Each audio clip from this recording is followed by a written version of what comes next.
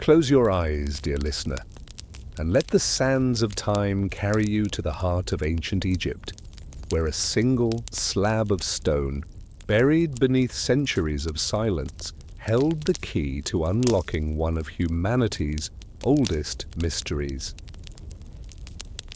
Tonight, we tell the gentle tale of the Rosetta Stone. Not just an artifact, but a quiet bridge across millennia. A stone that whispered in three tongues and patiently waited for the world to remember how to listen. As you drift into slumber, imagine the quills of forgotten scribes, the dim glow of lanterns in dusty libraries, and the quiet triumph of scholars decoding ancient echoes. Before we begin brushing away the dust of centuries and listening to the secrets etched into stone, don't forget to like, subscribe, and tap the bell icon to fall asleep with us each week to another forgotten chapter of sleepy history. Let us know in the comments, if you could read any ancient language fluently, which would it be? Your answers help shape the next bedtime journey. You are standing in the shadow of Fort Julien, late July 1799, and the Nile's breath is hot against your neck. The masonry crew you supervise has been widening the old Mamluk fort's northeast angle for 5 weeks now, pulling apart sun-baked limestone blocks that taste faintly of salt and donkey sweat. The men grumble in Provençal, in Ligurian, in the flat Parisian vowels of the revolutionary armies. Napoleon's army of the Orient is a patchwork of dialect. And you, Lieutenant Pierre-François Bouchard, have learned to hear every complaint as a variation on one theme. We want to be somewhere else. The fort's foundations are a jumble of pharaonic spoil, Roman headers, Arab mortar. Each course's joints are hair-thin, the ancient builders having trusted gravity more than lime. You keep a pocket notebook for measurements, another for sketches, and a third for the steady. Boring tallies of rations, 3 pounds of bread, a pint of wine, 3 ounces of salt pork. Repeat. Today the masons hit a queer seam. 2 blocks fitted so tightly no iron dog can wedge them apart. You call for the blacksmith's brace and the slow, tedious turning of the auger.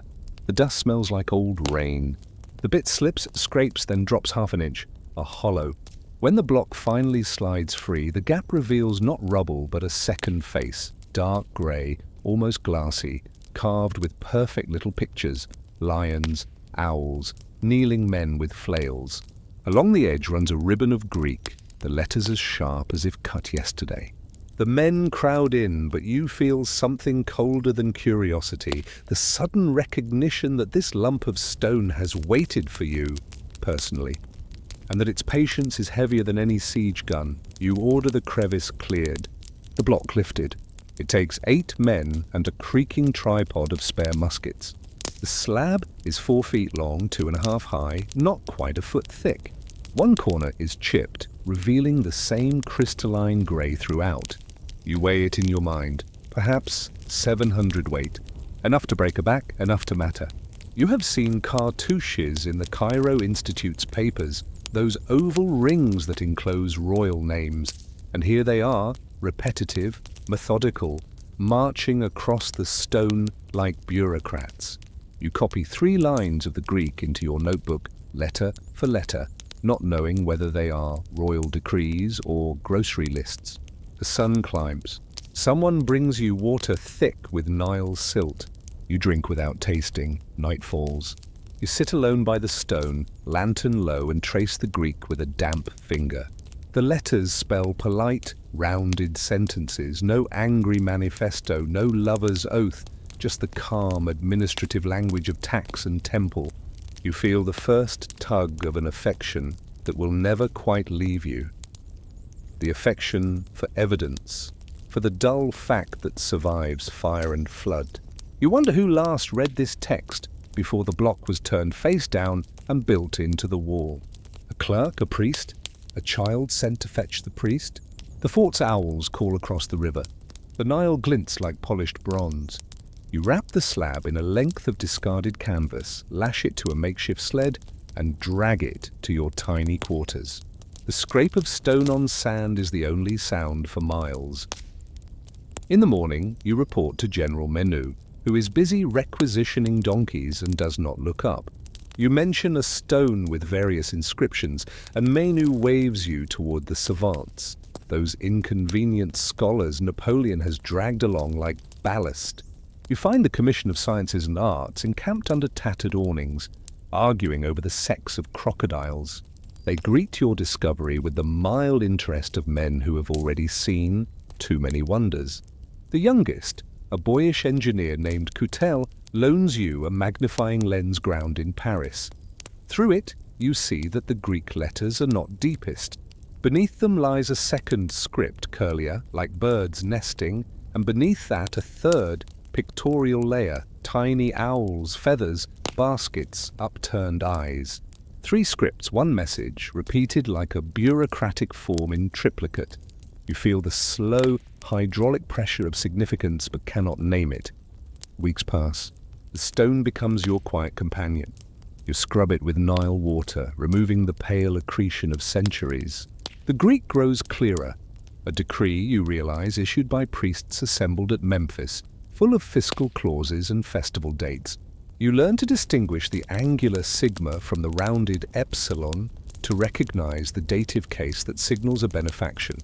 You copy every letter, even the chipped ones, into your notebook until your wrist cramps. The men tease you, Bouchard and his black idol, but you notice they step more softly around the tent where it leans. You begin to dream in columns of text, Greek on the left, mystery in the middle, pictures on the right.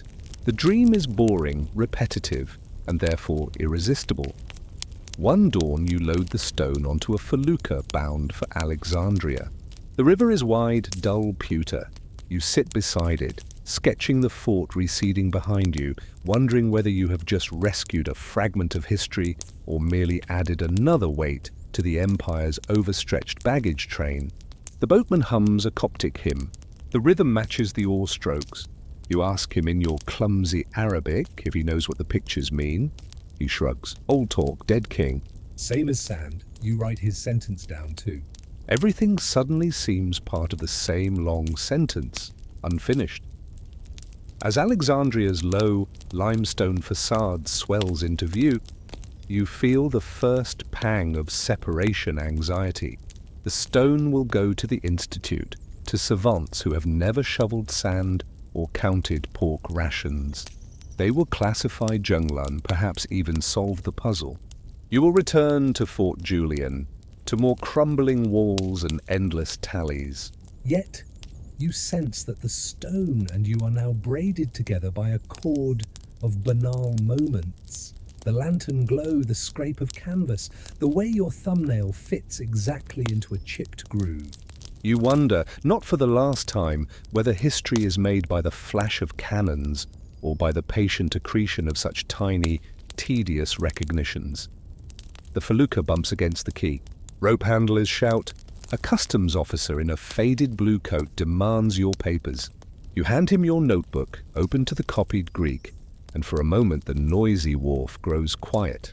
The officer traces the letters with a dirty finger, frowns, gives the book back. He cannot read them either. You hoist the stone onto a donkey cart. Its weight settles with a sigh of dry wood. The donkey flicks one ear, resigned. You follow the cart through streets that smell of tar and cardamom, past coffee drinkers who barely glance up. Somewhere inside the maze of white walls, the savants wait. You feel the story pivoting like a heavy door creaking open, and you realize you are about to step through it, but you do not yet know whether you will be allowed to remain on the threshold, or whether the door will close behind you, leaving the stone to speak in languages you will never learn. The cart turns a corner. The sea breeze drops.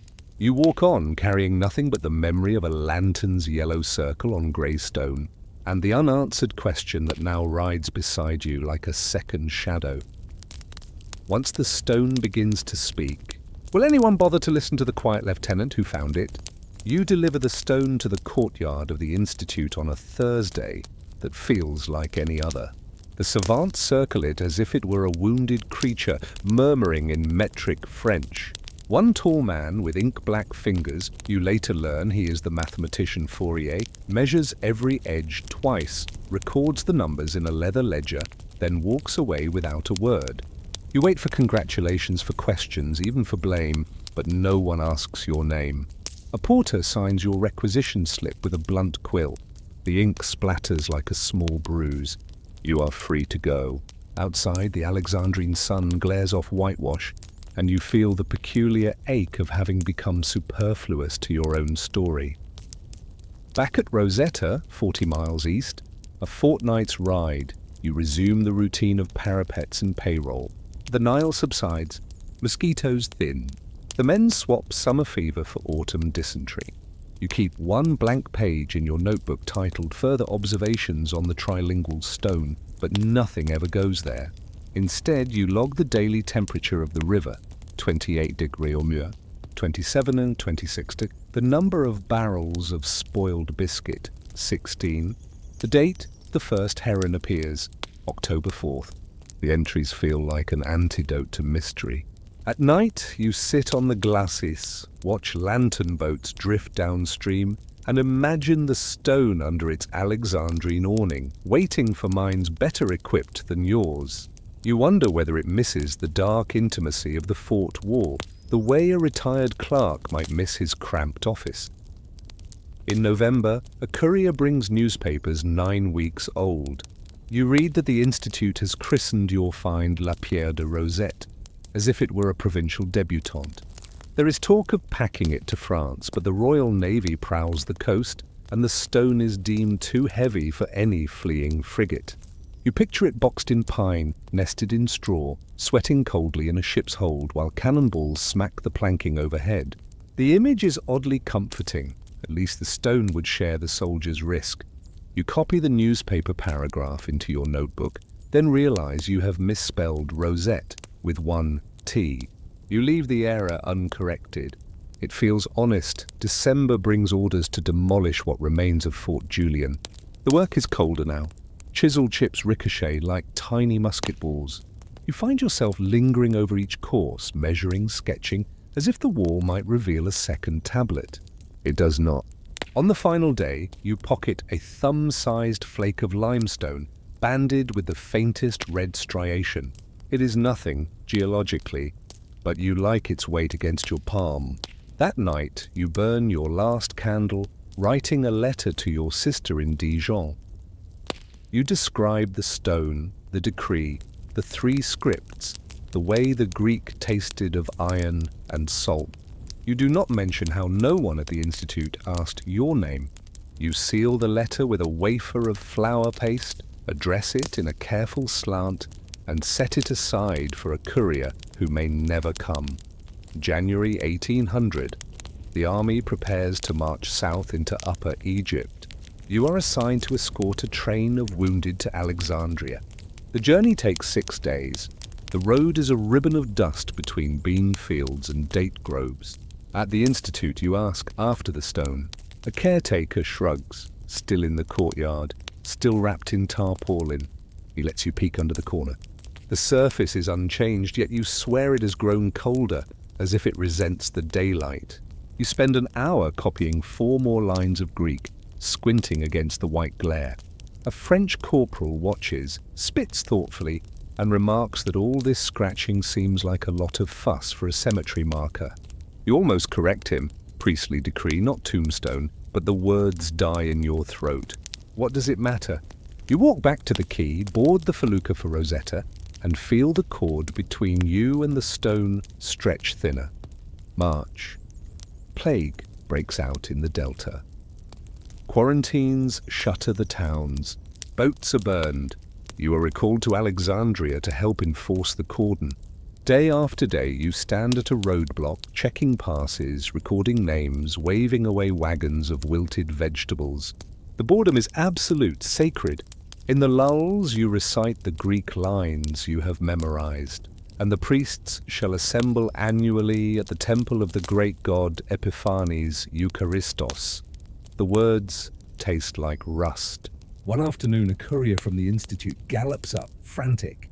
The stone, he says, is to be shipped to Cairo for safer storage. You offer to escort the wagon. The officer refuses. Your quarantine duty is indispensable. You watch the cart rattle away, tarpaulin flapping like a broken sail. You realize you will probably never see it again. That night, you copy the entire Greek text into your notebook, 24 lines, even the chipped parts, filling margins with question marks where letters are missing. It takes 4 hours. Your fingers cramp into claws. April. The British fleet appears off the coast. Alexandria's forts roar. Shot falls short. Masts bristle like pine trunks on the horizon. You are ordered to prepare demolition charges in the customs house should the city fall. Among the crates earmarked for destruction, you find a pine box, stenciled P de Rosette. You run your hand across the lid, feel the grain, the slight give of the boards. Someone has chalked fragile in an educated hand. You hesitate. To blow up the stone would be to end its story, perhaps mercifully. Yet you cannot bring yourself to mark the box for detonation. Instead, you shift it to the cellar's deepest corner, beneath sacks of rice. If the city burns, the rice may burn slower, the stone may survive. You tell no one. June. The French capitulate. You stand in the ranks on the quay, coat torn, boots soulless. British officers inventory the spoils. When they reach the Institute's crates, they pause over the chalked fragile. You hold your breath. A red-faced major pries the lid, peers inside, grunts, renails it. The stone is still there, now property of His Majesty. King George III. You feel nothing, no triumph, no loss. Only the hollow click of one chapter closing. As you march toward the prisoner corrals, you finger the limestone flake in your pocket. It is smooth now, polished by months of worry. You wonder whether the stone will ever again know the quiet of a wall, the long dark where language sleeps. You wonder, too, whether your own story, measured in rations and road dust, will ever be more than a marginal note in someone else's textbook. Later, on a British transport bound for Marseille, you sit below decks, notebook open to the last blank page. You could write an account, how I found the Rosetta stone. Instead, you list the temperatures of the Nile from July 1799 to June 1801, month by month, degree by degree. The list is precise, useless, beautiful. When the ship's clerk asks your profession, you reply, engineer of fortifications. He nods, bored. You close the notebook, rest your head against a beam, and let the engine of the sea rock you. In the dark, you see the stone again, not as artifact, but as companion. Something that asked only to be noticed, not explained. You understand finally that this is the nature of all quiet things. They wait, they weigh, they outlast the noisy century. But the question you carried from the fort still glimmers. Once the world begins to read what the stone confesses, will anyone remember the palm sweat of the lieutenant who pried it loose?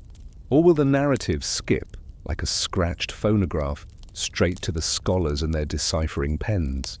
You fall asleep before the answer comes, lulled by the slow, boring certainty that history is only insomnia on a grand scale, and that every finder is doomed to become a footnote in his own discovery. You return to France in the winter of 1802, half a step ahead of oblivion. The Directorate has become the consulate. Tricolour cockades have grown larger, as if embroidery could outrun defeat. In Paris, you report to the Ministry of Marine, where a clerk stamps your discharge papers without looking up. You mention the stone. He reaches for a different rubber stamp, artifact, foreign, captured, and thuds it onto a card. That is all. Outside, the Seine smells of coal smoke and wet paving stones. You walk the length of the Louvre courtyard, staring at the pediment where Napoleon's lettered name is already being chiselled away. The chips fall like sleep. You feel the limestone flake in your pocket and understand that erasure is simply the reverse face of discovery. For the next decade, you live on half pay, renting a room above a cooper's shop in Dijon. The ceiling leaks. The cooper's mallet thuds from dawn until dusk. The air tastes of tannin and iron hoops. You keep your 3 notebooks in a biscuit tin beneath the bed. On Sundays, you copy the Greek text again, line by line, as if repetition might transmute noise into meaning. You never consult a dictionary. To do so would break the spell of ignorance that binds you to the stone. Instead, you invent gentle stories. The decree records a tax exemption for beekeepers. It establishes a public holiday for the washing of sacred cats. It fines anyone who parks a chariot in front of the temple. The stories are dull, satisfying. You tell them to the cooper's children, who listen wide-eyed, then ask for a story with pirates. You oblige, but even the pirates end up compiling customs ledgers. In 1812, you hear that the stone has reached London, that it lies in the Society of Antiquaries, that a scholar named Young has begun to tease the curly script apart. You feel no jealousy, only the mild pang of a parent whose child has outgrown the nursery.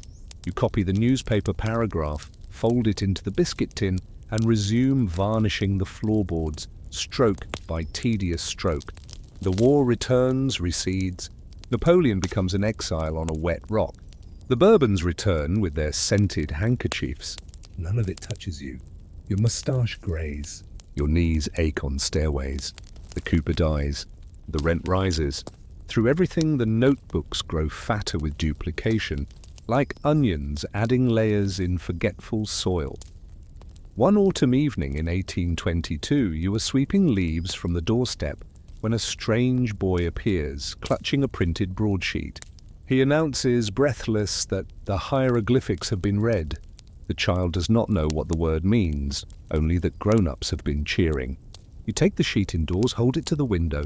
A Dr. Thomas Young, it says, has identified the name Ptolemy inside the oval cartouches. A Monsieur Champollion has gone further, assigning phonetic values to the bird and snake symbols. The article includes a sketch, the same oval you once traced with a Nile-wet finger, now annotated with neat alphabets. You feel the room tilt slightly, as if someone has eased a stone from beneath one leg of your chair. That night, you open the biscuit tin for the first time in months. You spread the notebooks on the table, align them like siblings. You turn to the page where you copied the cartouches, those almond-shaped fences you privately called the egg rings. You pick up a quill, dip it, and carefully print Ptolemy beneath the first oval. The ink bleeds into the paper, a dark bloom. You repeat the name twice more, then set the quill down. The silence of the room is sudden, absolute, like the hush inside a cathedral when the last worshipper leaves. You realize you have stepped across a threshold you did not know existed. The stone now speaks, and your notebooks, once mere echoes, have become evidence. But evidence of what? Of your diligence? Your inadequacy? You page backward through the ledgers of temperatures, biscuit spoilage, heron sightings. The columns stand in immaculate order, as meaningless as ever, as meaningful as ever. You understand the decipherment is not a lightning bolt, but a slow seepage. First the name, then the verb, then the sordid fiscal clauses you once tasted in dream. The stone's voice will emerge polite, administrative, obsessed with grain allowances and priestly processions. It will sound, in other words, exactly like the life you have lived, quiet, repetitive. Indispensable to no one. You close the notebooks, tie them with string, and label the bundle pour qui voudra, for whoever will want them. You place the limestone flake on top, a paperweight of no significance. Then you go downstairs, buy a bottle of local wine, and drink it slowly while the cooper's widow practices scales on her spinet next door. The notes are wrong, then right, then wrong again. You do not mind. Error, you decide, is simply another form of patience. Years slip by like loose pages. In 1830, revolution returns. Barricades rise. Students sing of glory. You watch from the window, unmoved. The stone you hear has been installed in the British Museum, elevated on a mahogany pedestal under a skylight. Visitors queue to admire its black face. Guidebooks call it the key to Egypt. You picture the key rusting in a lock that opens only onto more doors. You imagine the stream of tourists, governesses, vicars, dandies, each pausing for the prescribed 30 seconds, each hearing the approved anecdote. Soldiers found it, scholars read it, Egypt spoke. Your name is never mentioned. You discover gradually that this omission soothes you. To be forgotten is to be absolved of the burden of ending the story. One spring morning you wake before dawn, dress with ceremonial slowness, walk to the Saône embankment. The river is high, the colour of old pewter. You carry the biscuit tin. You find a secluded stair, sit, and open the lid. One by one you drop the notebooks into the water. They sink with soft, decisive plops, pages flapping like wounded gulls. The string unravels. The limestone flake follows last, disappearing with a faint glug. You feel no regret, only the mild curiosity of a man who has finally finished a very long ledger. You walk home as the city's first bells ring, buy coffee, read the newspaper. An article reports that Champollion has departed for Egypt to test his decipherments against the temple walls. You nod, as if greeting an old comrade setting out on a march you once began. In the years remaining, you grow softer, slower. You take occasional walks past the university, where students now debate Nubian grammar instead of monarchy. Sometimes you pause at the railings, listening to the cadence of their arguments. The voices are bright, impatient, convinced that the past can be known if only one applies enough genius. You do not correct them. You know that the past is not a locked room but a vast, dim warehouse where every object, every temperature log, every spoiled biscuit waits its turn to whisper. The stones spoke because thousands of quiet lives, including yours, held the silence steady long enough for meaning to accrue. You die in 1838, a Tuesday, under a slate-coloured sky. The cooper's widow finds you sitting upright at the table, pen idle, eyes fixed on a blank sheet. There is no will, only a short note. The stone continues, I do not. Let the ledger balance itself. You are buried in the municipal cemetery, grave number 312, row 11. The ceremony is brief, sparsely attended. No eulogy mentions Fort Julien, the Rosetta stone, or the 24 lines of Greek you once copied by lantern light. Yet the story does not end. Somewhere in London the stone still reclines, its surfaces grazed by a million glances. Tourists read the label, nod, move on. Few wonder about the anonymous lieutenant who pried it loose. Fewer still about the cooper's shop, the biscuit tin, the river that swallowed the notebooks. And that, you might say, if you could still speak, is exactly as it should be. History is not a parade of heroes. It is a ledger whose credits and debits rarely match. The stone's decipherment unlocked Egypt, but it also locked away the quiet hours, your hours, inside its polished glass case. The transaction is complete, the balance struck. And so you rest, Pierre-François Bouchard, in the shade of an unmarked ledger line. Above ground, the world races on, deciphering, classifying, conquering. Below, the earth keeps its own boring account. One flake of limestone dissolved, one wristwatch of bone slowly sanded to powder. The stone continues, you do not. Yet every time a student pauses before the exhibit and thinks, for just a moment, about the anonymous hands that freed the key, your shadow lengthens across the marble floor, a faint, persistent footnote that refuses to close. The question you carried from the fort is answered at last. Yes, the world listens, but only in the way a river listens to a pebble, by absorbing it into the larger, inaudible flow. And in that absorption lies a strange, durable immortality, not fame, not glory. Merely the quiet certainty that without your patient, tedious grip, the stone might still be sleeping. And Egypt might still be silent. You are standing in the rear courtyard of the Alexandrian Institute in the autumn of 1799, and the air tastes of salt and rotting seaweed. The stone has arrived 3 days earlier, dragged from Fort Julian by sweating soldiers who complained more about the weight than the history. You are not a soldier, you are Demetrius Karolides, a copyist hired at 6 francs per month to transcribe whatever the savants deem worthy. Your table is a plank balanced on 2 grain barrels. Your ink is cut with seawater to stretch the ration. Your quill is a goose feather so overworked, the barbs have gone bald. Behind you, someone is always arguing about crocodile vertebrae or the proper way to measure a pyramid base. In front of you sits the slab, grey-black, silently correcting every assumption whispered over its shoulder. Your job is simple. Copy what is visible. Leave blank what is not.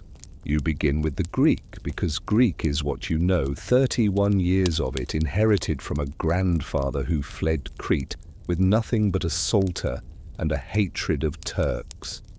The letters are neat, almost indifferent, the handwriting of a clerk who expected his work to outlive the parchment.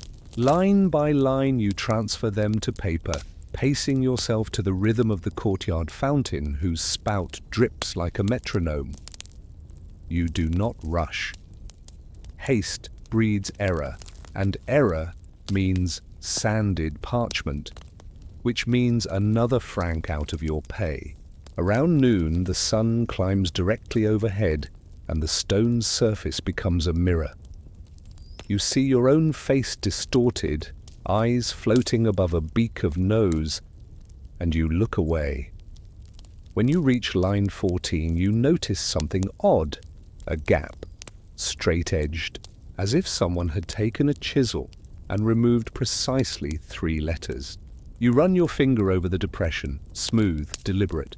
You imagine the cutter pausing, reconsidering a title or a date, deciding that certain truths are better left orphaned. You make a tiny caret in your margin, the sign you use for lacunae, and move on. The fountain drips. A Frenchman across the courtyard sneezes into a linen handkerchief. The sound is oddly elegant. You copy the final Greek line, number 54, and stretch your wrist until the tendons click. You have been writing for 3 hours and have produced 1 sheet. At this rate, the Greek alone will take a week. You allow yourself a sigh that is part fatigue, part satisfaction, and entirely invisible to history. The next morning, you start on the middle script, the one they call demotic, though no one can tell you what that means exactly. It looks like cursive Greek that has been allowed to curl up and hibernate. You soon discover that each sign is not a letter, but a syllable, sometimes a whole word. You copy them anyway, stroke by stroke, turning your paper sideways when the lines grow stubborn. By midday, your hand is cramping, you switch to your left, producing lines that look drunk. A junior savant named Marchand pauses to watch. He remarks that your copy resembles a spider who has sampled too much ouzo. You laugh because agreement is easier than explanation. You ask him what the demotic says. He shrugs. Something about priests, taxes, probably the same rubbish as the Greek.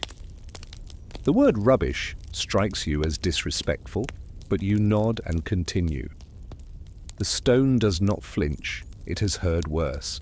On the 3rd day, you attempt the hieroglyphs, the top register, pictures stacked like toys in a child's chest. You quickly realize that scale is treacherous. The owl is smaller than the basket, the viper larger than the throne. You decide to copy them at exact size using a grid you scratch into the margin with a compass point. Each square takes 10 minutes. A single cartouche consumes your afternoon. When you stand, your knees protest like old wood. You glance around the courtyard. The anatomist is dissecting a ibis. The mineralogist is tapping a meteorite. The linguist is asleep on a bundle of papyrus. No one watches you. You feel suddenly protective of the tiny owl you have just drawn, as if it might fly away if left unattended. You weight your paper with a potsherd and leave. That night you sleep in a dormitory that smells of tarred rope and wet plaster. You dream of the stone, but in the dream it is transparent. Inside you see layers of text, each older than the last, back through languages that have no names. You wake with the taste of granite in your mouth. You wonder whether copying is a form of digestion, whether the act of tracing curves and angles allows the meaning to seep into your blood, quiet, cumulative, like iron. You have no evidence, only the ache in your knuckles and the certainty that tomorrow the fountain will still drip, the sun still glare, the stone still wait. Weeks pass. You finish the Greek, the Demotic, a third of the hieroglyphs. Your stack of copies grows taller than the ink pot. You begin to recognize repetition. The name Ptolemy appears in each script, always inside an oval, like an egg that refuses to hatch.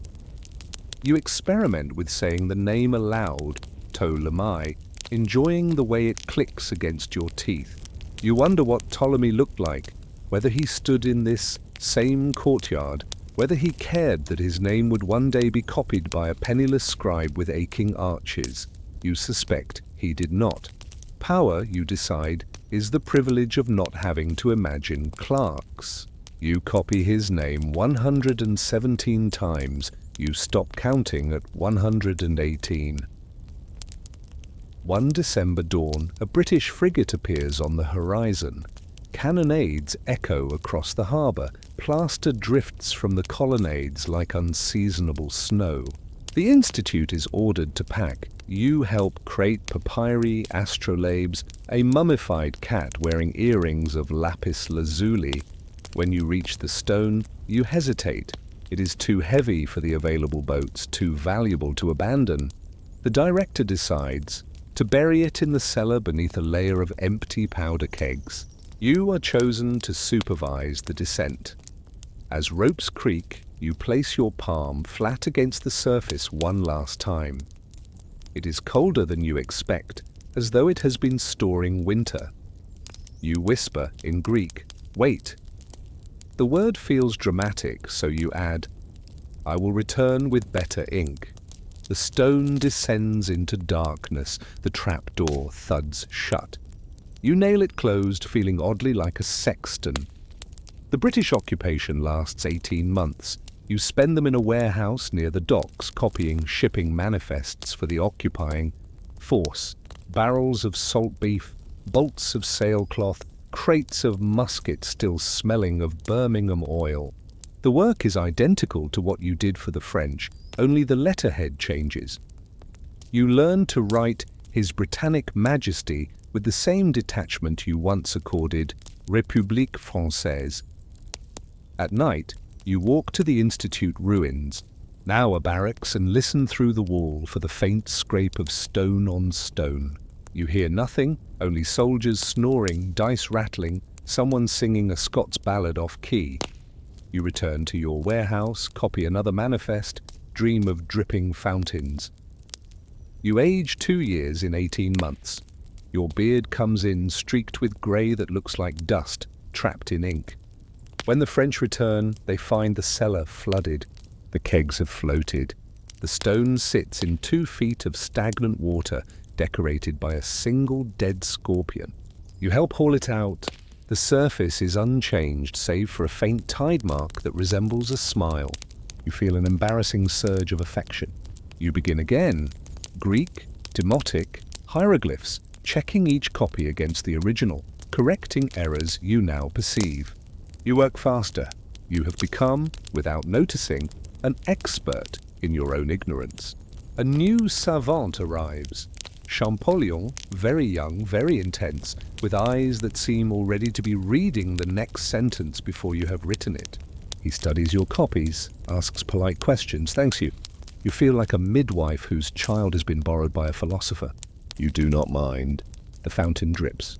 Copies accumulate. The stone waits, patient as algebra.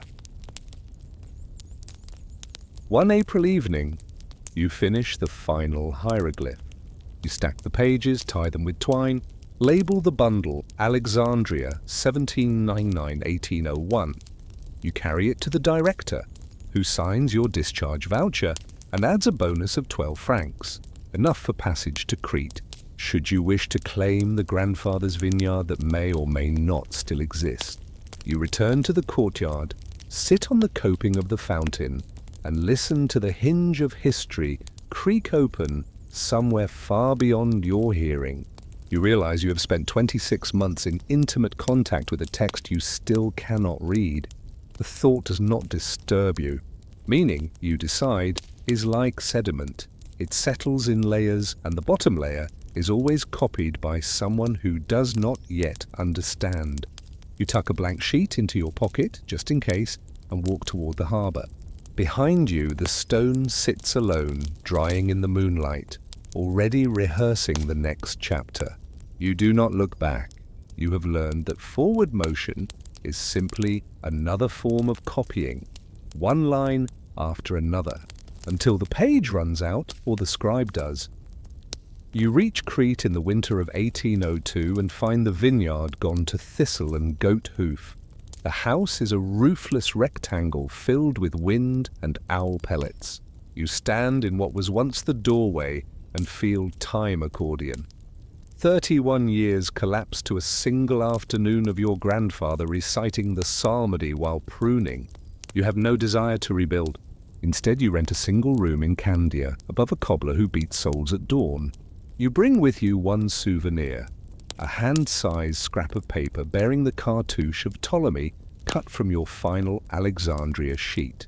You pin it above your small table, where it flutters whenever the window admits the sea. You obtain work, copying contracts for the Venetian counting house, bills of lading, insurance clauses, the slow accretion of mercantile certainty. The ink is poorer than Alexandria's, the parchment smudged with olive oil, but the rhythm is identical. Transcribe, verify, sign. You discover that bureaucracy is portable. It travels in the hollow of your hand like a rosary of dates and numbers.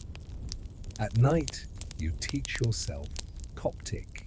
You have no teacher, only a borrowed lexicon left by a Jesuit who died of sunstroke in 1764. You learn that the language of the pharaohs did not die, but retired into monastery cells, grew whisper-thin, survived on bread and ink. You pronounce the words aloud, hoyop, nute, munch, feeling your tongue stumble over sounds older than any nation. You realize that the demotic you copied in Alexandria is Coptic's grandfather. The hieroglyphs are its great-grandfather wearing a mask of birds. You experience the slow shock of recognition. You have been copying your own ancestry without knowing it. The cartouche flutters. The cobbler's hammer below says tap, tap, tap, like a scribe who refuses to die. In 1805, news arrives that Champollion has announced the decipherment in Paris. The letter from a former colleague is effusive. The key fits. The door swings. You walk to the harbour, buy a French gazette, read the speech. Champollion quotes the Greek, the demotic, the hieroglyphs, aligns them like soldiers on parade. He does not mention the copyists. You feel no resentment, only the mild vertigo of watching a cathedral you helped quarry suddenly topped by a spire you did not design. You return home, copy a bill of lading for Cretan wine bound for Malta, and discover that your handwriting has grown more confident. As if the decipherment has retroactively validated every doubtful stroke you ever made. You begin to dream in trilingual columns. In the dream, you stand before the stone while it speaks, but the voice is yours, only deeper, slower, as though echoing up through water. It recites not decrees but inventories, the number of amphorae needed for a festival, the wage of a doorkeeper, the exact weight of incense that makes a god forget to be angry. You wake with the taste of myrrh on your tongue, and the certainty that meaning is not a lightning bolt, but a dripping tap that fills the nightjar one drop at a time. You start a new notebook, Coptic vocabulary for forgotten things. You list words that have no equivalent in French or Greek, the smell of dust after rain, the sound of a sandal strap breaking at a funeral, the hesitation before copying a name you cannot pronounce. The list grows slowly, like moss. In 1807, you receive an invitation from the new Greek government to serve as copyist for the legal code being assembled in Corfu. The pay is modest, the title modest, the prospect irresistible to transcribe the birth certificate of a nation. You pack 2 shirts, the lexicon, the cartouche scrap. The ship hugs the coast. Every headland reminds you of the Alexandrian horizon you never quite left. In Corfu, you work in a former Venetian prison whose cells now house stacks of parchment. You copy statutes on homicide, theft, dowry, beekeeping. You learn that national identity is built not on epics but on paragraphs, each clause another brick in the wall that keeps chaos outside. You meet other copyists, old men who served Venice, Austria, France, now serving Greece. You recognize the same curved spine, the same ink-bitten nail, the same patient eyes. You exchange no stories. You do not need to. The work is the story. At night you walk the sea wall reciting Coptic verbs. You discover that the language contains a special mood for speaking to the dead. Not imperative, not subjunctive, but something slower like a boat that drifts backward into fog. You practice it aloud, addressing the grandfather you never met, the priests whose names you copied, the scribes who trained the priests. You feel them listen not as ghosts but as layers of ink beneath your own. You realize that every copyist is a ferryman, carrying texts across the river of forgetting, charging not a coin but a portion of his life. You pay gladly. In 1812, the British seize Corfu. Once again, the flags change, the letterhead changes, the work continues. You copy requisitions for mutton, for boots, for the billeting of officers who complain about the damp. You discover that occupation and liberation feel identical to the paper that records them. You age, your beard whitens. The cartouche scrap yellows to the colour of old ivory. You begin to forget whether you copied the stone or the stone copied you. You dream less often now, but when you do, you see the Alexandria courtyard empty, fountain dry, the stone gone. You walk the perimeter measuring footprints with a string, trying to calculate how long silence has been in residence. You wake with the answer, exactly as long as your own heartbeat, multiplied by every copy you ever made. One spring dawn in 1815, you finish copying the new constitution. You sign your name, Demetrius Karolides, copyist, then add the date, then hesitate. You draw beneath your signature the cartouche of Ptolemy, small, perfect, unnecessary. The clerk who reviews your work frowns, asks if this is an official seal. You reply that it is a memory. He shrugs, stamps the page, files it. You walk outside, feel the Adriatic wind lift your coattails, and understand that you have finally entered the text you spent your life transcribing. The Constitution will be printed, distributed, read aloud in village squares. Somewhere in the folds of its parchment, the oval of Ptolemy will ride, invisible like a passenger, who never buys a ticket yet, never leaves the train.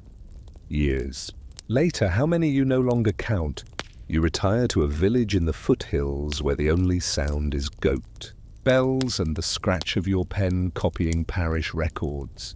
Baptisms, marriages, deaths, the brief trilogy that contains every epic. You teach the village boys their letters. You show them how to hold a quill so the ink does not blot. You never mention Alexandria, the stone, the trilingual decree. You have learned that the most precious cargo is the one carried in silence. One autumn evening you sit outside, watch the sun slide behind the ridge, and feel the cartouche scrap loosen from the wall where it has hung for decades. It flutters down, lands in your lap. You pick it up, hold it to the light, and see that the ink has faded to the colour of your own veins. You smile, tear it once, twice, let the pieces drift into the thorn bushes. They catch there like tiny white flags surrendering to the wind. You die at 84, a Tuesday, pen in hand, mid-stroke on the word mnimi, memory. The villagers bury you beneath a cypress. On your stone they carve, "He copied faithfully." No passerby will ever connect this epitaph to the trilingual slab in London. Yet the connection exists invisible, like the route that links Cyprus to Cyprus across continents. In the British Museum, the stone continues to speak, voices layered like sediment: priest, tax, festival, doorkeeper, beekeeper, copyist. One of those voices, quiet, methodical, patient beyond measure, belongs to a man who once sat in a courtyard measuring drips from a fountain, who carried home a scrap of paper and a question he never fully framed. The question dissolves answerless into the hush that settles each evening when the lights dim and the visitors leave. In that hush, the stone and the copyist are finally equal. Both witnesses, both waiting, both content to let the story continue in languages they will never need to learn. You are not aware of dying, only of the pen slipping from your hand and the word mnimi remaining unfinished. A small aperture through which something escapes. What follows is not darkness but a slow brightening, as if someone has adjusted the lamp flame. You find yourself in the Alexandria courtyard again, fountain dripping, stone present. Yet everything is softer, edges buffered, like a page that has been read so often the paper has grown velvety. You realize you are inside the act of copying itself, the suspended moment when the original and the replica coexist without rivalry. The stone speaks, but not in Greek or demotic or hieroglyph. It speaks in the language of duplication, a quiet hum that says, "Continue, you continue." You copy the cartouche once more, but this time the owl inside the oval blinks, the snake uncoils, the basket fills with grain that multiplies as you watch. You understand that you have entered not the afterlife but the margin, that blank strip where scribes have always lodged their truest testimony. Here, time is not a line but a palimpsest. Every copy you ever made lies translucent beneath the next, back to the first drop of ink your grandfather spilled on a psalter. You turn a page and find the temperature logs from Fort Julian, the biscuit counts, the heron date. They are no longer boring. They are the bass note beneath every trumpet of conquest. You copy them again, slower, savoring the weight of the ordinary.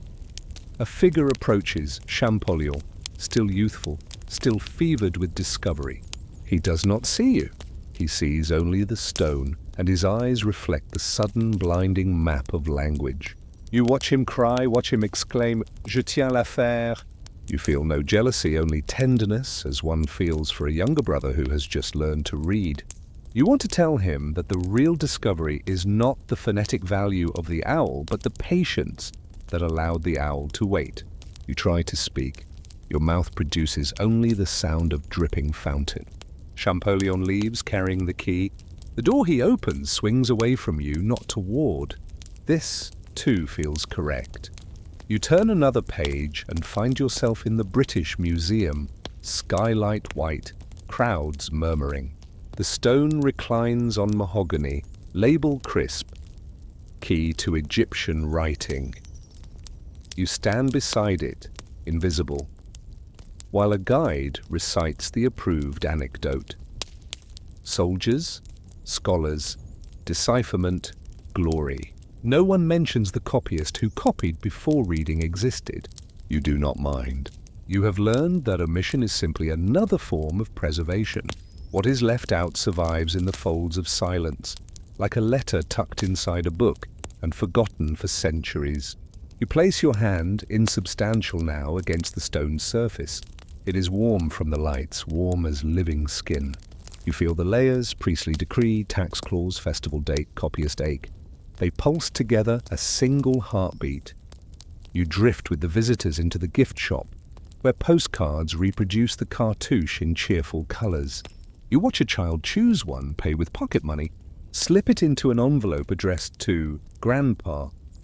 You follow the postcard across oceans, across decades, into an attic drawer in Dijon where it yellows beside a biscuit tin that once housed copies now dissolved in Saône mud. The child has become an old man who cannot remember why he kept the card, only that the oval looked friendly, like a face that had waited patiently for him to grow up. He dies, the attic is cleared. The postcard is sold for £1 to a dealer who sells it for 10, to a collector who donates it to a university archive. There it rests, digitized, uploaded, downloaded, pixelated, immortal. You copy it again, endlessly, each pixel a drop of ink.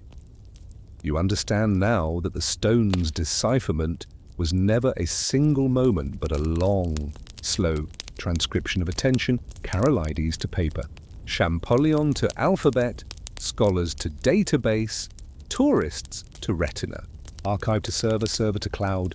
Each transfer loses something, granite coolness, goose quill texture, fountain drip, yet gains something else, reach, speed, multiplication, insomnia. The meaning expands like bread dough, filling whatever bowl it is given. You taste it, flat, nourishing, slightly sour, the flavor of survival. You are no longer hungry. You are no longer anything that can be hungry. Yet you continue to copy, because copying is not an act, but a condition, the way light is a condition of glass. You turn a final page and find the village cemetery, where your body lies beneath cypress shadow. The epitaph is weathering. He copied faithfully. You trace the letters with a finger that passes through stone, yet leaves a faint, temporary glow, like phosphor on ocean waves. You realize the sentence is incomplete. It lacks an object. Copied what? The question hovers, answerless, and in that absence you recognize the perfect tribute. To copy faithfully is to serve the chain itself, not any single link. The chain stretches backward to the first handprint on a cave wall, and forward to the last pixel flickering on the last screen before power fails. You are a single corrosion-resistant alloy in that chain, invisible yet essential, like the manganese that keeps iron from rusting. You feel the story begin to loosen its grip, not because it ends, but because you have reached the margin beyond which no copy can follow. You look once more at the stone, not the physical slab in London, but the idea of it, the template that persists through every reproduction. It is smaller now, pocket-sized, smooth as worrystone. You close your insubstantial hand around it and feel the familiar weight. 700 weight of patience, 7 ounces of wonder. You understand that you will carry this weight, not into eternity but into the next copyist who sits beneath a dripping faucet, measuring time in droplets, unsure whether he is transcribing history or history is transcribing him. The distinction no longer matters. What matters is the hum, the continuation, the drip. You release the stone. It does not fall. It simply ceases to be foreground and becomes background, like the faint grid visible beneath every unfinished map. You turn, though there is no body to turn, and face the open page. The word mnimi is still incomplete, the final ete missing its crossbar. You reach to complete it, then pause. Some sentences, you realize, are better left unfinished. They provide the aperture through which the next copyist will enter. You withdraw your hand. The page flutters once, as if bowing, and the light begins to dim, not into darkness, but into the soft grey of pre-dawn when the lamp is unnecessary, yet the sun has not arrived. In that neutral glow you hear the fountain again, not in Alexandria, but everywhere fountains have ever dripped, a sound so persistent it has become silence. You are not aware of vanishing.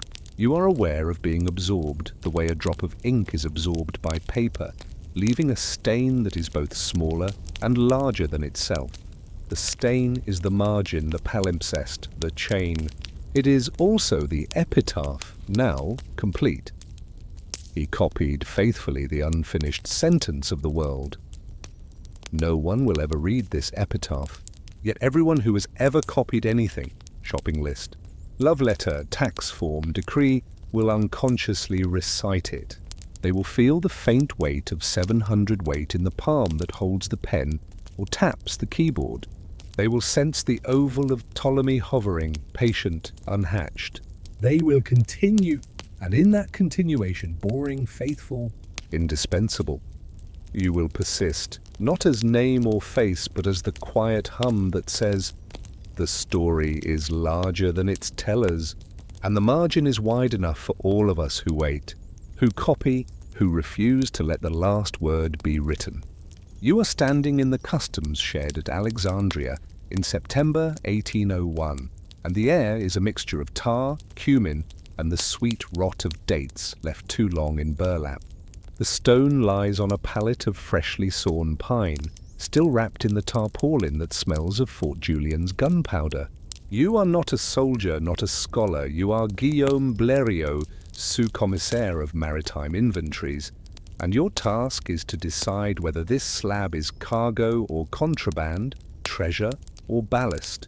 Around you, the British occupation proceeds with the methodical boredom of clerks rearranging the world. Papers must be stamped in triplicate, one for the Admiralty, one for the Customs House, one for the French Commission, whose authority no longer exists, yet whose seal still impresses wax. You adjust your spectacles, open your ledger, and write the first description you will ever give of the Rosetta Stone. Item 417 bis, engraved Stela, black granite, a weight approx. 760 kilos, origin unknown, destination disputed. The ink is poor. The word disputed feathers into the paper like a small bruise. The immediate problem is weight. No ship in harbour will accept 700 weight without extra payment, and the British Treasury has decreed that antiquities are to be transported at minimal cost. You propose splitting the stone into 3 portions: Greek, Demotic, hieroglyphic, and shipping each as samples of geological interest. The suggestion travels up the chain, from you to the harbour master, to the major in charge of spoils, to the colonel who signs requisitions with the bored flourish of a man sketching waves. The reply returns 4 days later. His Excellency prefers integrity. You note the word integrity in the margin, unsure whether it refers to the stone or to the empire. You requisition a frigate named HMS Eclair, whose captain owes you a favour for overlooking certain discrepancies in rum ledgers. The captain agrees, provided the stone is boxed and the box is labelled agricultural machinery. You comply, supervising the construction of a pine crate whose joints are pegged with olive wood and corked with tar. You stencil Agremach in fresh black paint that smells like the inside of a new coffin. While the carpenters work, you measure the stone again. Length 3 feet 9 inches. Height 2 feet 4.5 inches. Thickness 11 inches. You note a diagonal crack running from the upper left corner toward the center like a lightning bolt, frozen an instant before thunder. You wonder whether the crack occurred during removal or whether it is older, a flaw that waited for language to fill it. You run your fingertip along the fracture. The granite is cold, smooth, indifferent to the warmth of your flesh. You record the crack's length, 4.7 inches, then hesitate. Should you include the fact that the Greek text is duplicated almost verbatim in 2 other scripts? You decide against it. Duplication is a scholarly matter, not a customs entry. You initial the margin, close the ledger, and feel the small, permanent satisfaction of a man who has reduced the universe to columns. The crate is finished at dusk. You supervise the loading. 12 sailors haul on block and tackle while a midshipman counts the heaves in Greek, ena, dio, tria, because he has been told it improves morale. The stone swings, tilts, descends into the hold with a thud that makes the Eclair list 2 degrees to port. You note the list in your log along with the time, 1843, and the barometric pressure, 29.8 inches. You have become, without noticing, a historian of minutiae. Before you leave, you carve your initials, GB, into the inside lid of the crate, not as vanity, but as evidence that you were present at the moment when object became freight. The tar smells sweet like overripe figs. You wonder whether anyone will ever read those initials, or whether the lid will be the first piece jettisoned in a storm. You decide the speculation is above your pay grade. The Eclair departs on a morning when the sea is the colour of tarnished pewter.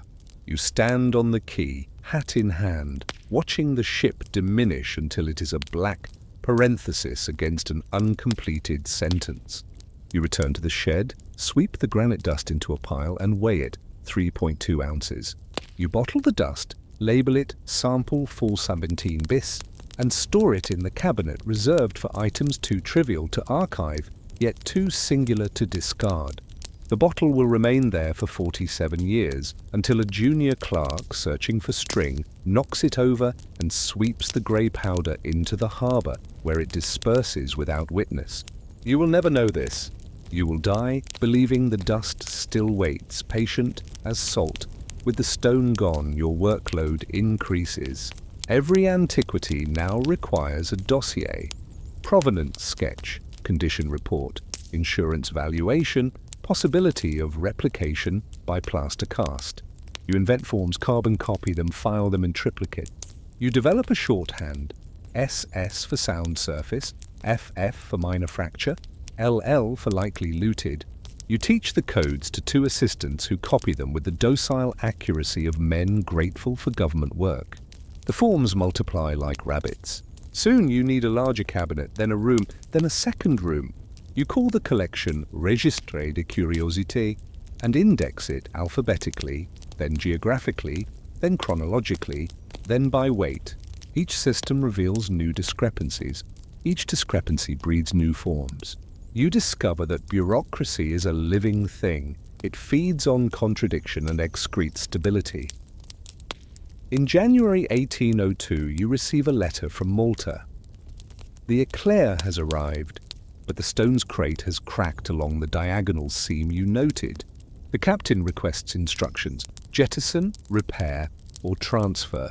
The request must travel back to London, then to Paris, then to Alexandria, a round trip of 3 months.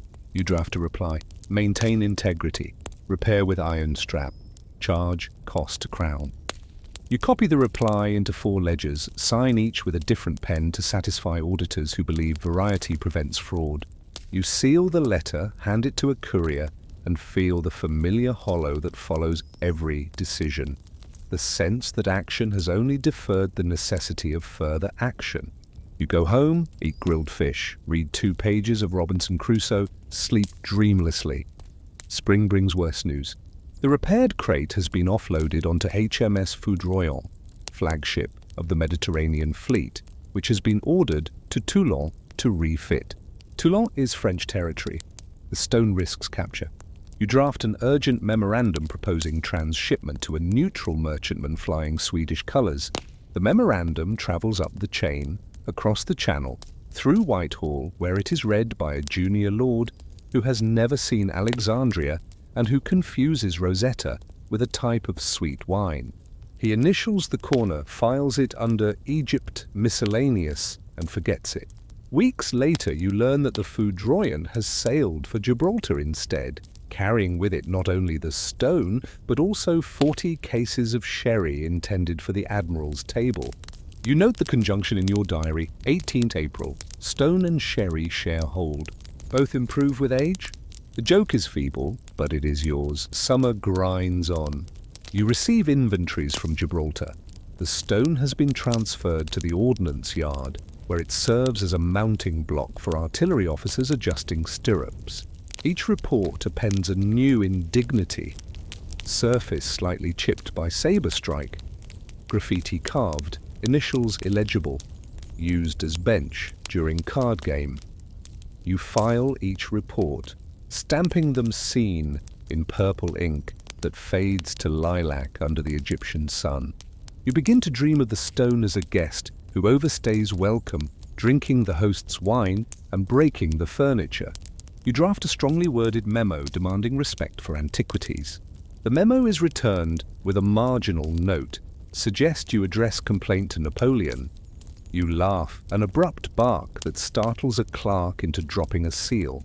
You realize you have begun to personify the stone, to feel for it the exasperated affection one feels for a wayward brother. You wonder whether objects absorb the anxiety of their custodians, whether the granite has grown heavier with each worry. In September, you are promoted to commissaire principal and transferred to Cairo, where the British have established a provisional administration. Your replacement at Alexandria inherits the Registre de Curiosité, the bottle of granite dust, the endless correspondence. You hand over the keys with the relief of a man passing along a pebble that has grown to boulder size inside his shoe. You board a supply dhow, sail up the delta. Watch the flat brown land unscroll like a ledger whose columns contain only one entry: Nile. Nile, Nile.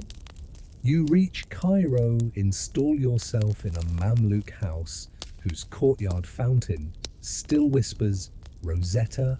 Rosetta, though the word is only water-striking stone. You begin a new register. Cairene Antiquities, provisional.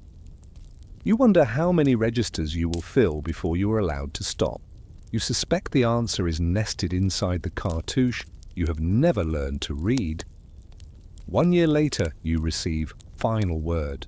The stone has reached London and been deposited in the Society of Antiquaries.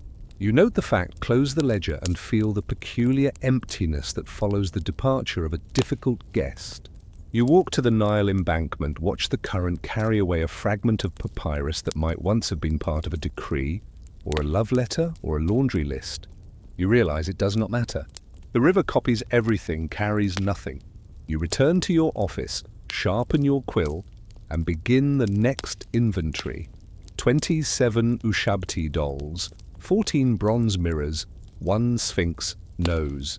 The stone is gone, but the forms remain.